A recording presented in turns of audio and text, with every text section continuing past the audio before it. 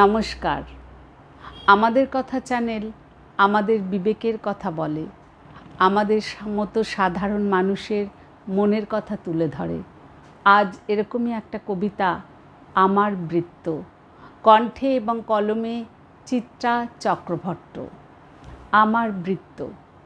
ছোটবেলা থেকেই জেনে এসেছি, টাকা থাকলে সব কেনা যায়, ভালোবাসা নয়। এখন আমি অনেকটাই বড় হয়েছি, জানি টাকা থাকলে বিশ্ব কেনা যায়, টাকা না থাকলে কাছের সম্পর্কগুলো কেমন এলোমেলো হয়ে যায়। আমায় খুব ভালোবাসেন আমার সহধর্মিণী। জন্মদিনে মাংস ভাত আর একটা ছোট্ট ব্যাগ পেয়ে বললে, জানো আমি খুব খুশি হয়েছি। জন্মদিন মানেই কি আর সোনার নেকলেস? শালিনীর বরের বাড়াবাড়ি যত, মনে রাখাটাই আসল।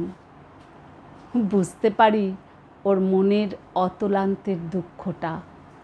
মাধ্যমিক পাশের পর মোবাইল ফোন পেয়ে মেয়ে আমায় আদর করে বললে, রিয়ার মতন অ্যাপেল ফোন নাই বা হলো বাপি, এতেই আমি খুশি। বুঝলাম ওর চাহিদার মাপকাঠিটা। সেবার জামাই ষষ্ঠীতে শাশুড়ি মা বলেছিলেন, বসগিন্নির জামাইয়ের মতো আনতে হবে না সিল্ক ঢাকাই, তুমি এসো তাহলেই হবে। বুঝলাম আমার হ্যান্ডলুম দর পায়নি। আমার বাবা মা আমার কাছেই থাকেন। গরমে 2-3 মাস দাদার কাছে যান। বলেন, টুকু আমাদের ভীষণ ভালো ছেলে, সাধ্যমতো যত্নের ত্রুটি নেই, ভালোবাসে খুব। তবে বয়স তো হলো, এখন গরমে ঠান্ডা ঘরে না শুলে ঠিকমতো ঘুম হয় না। তাই কেউই আমায় অকপটে কিছুই বলে না, কিন্তু ওদের মনের ভাষা পড়তে পারি আমি। আর তাই তো কষ্ট পাই আমার অক্ষমতায়।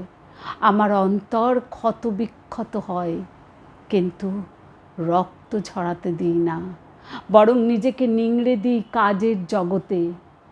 আমার শখ আহ্লাদ যা কিছু ছিল আমার আপনার, সব ছেড়েছি বয়স হয়ে যাওয়ার বাহানায়। জানি আমার বৃত্তের ভিতর দাঁড়িয়ে থাকা মানুষগুলোর সুখী মুখগুলোই আমাকে ভালো রাখবে সারা জীবন। নমস্কার। সাবস্ক্রাইব করবেন অবশ্যই, আরও শেয়ার করবেন। আজ আসি।